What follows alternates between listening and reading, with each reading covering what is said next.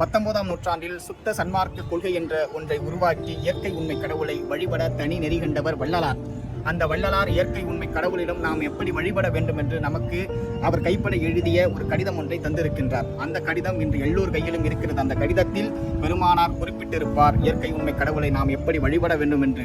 எல்லாமுடைய அருட்பெருஞ்சோதியின் அற்புத கடவுளே, இது தொடங்கி எக்காலத்தும் சுத்த சன்மார்க்கத்தின் முக்கிய தடைகளாகிய சமயங்கள், மதங்கள், மார்க்கங்கள் என்பவற்றின் ஆசார சங்கற்ப விகற்பங்கள் எங்கள் மனதில் பற்றா வண்ணம் அருள் செய்தல் வேண்டும் என்று இறைவனிடம் விண்ணப்பிக்க வேண்டும் என்று நமக்கெல்லாம் கற்பித்திருப்பார். அப்படியெல்லாம் கற்பித்த வள்ளலாருடைய சுத்த சன்மார்க்கத்தின் வழியில் வந்ததுதான் இந்த சத்திய ஞான சபை.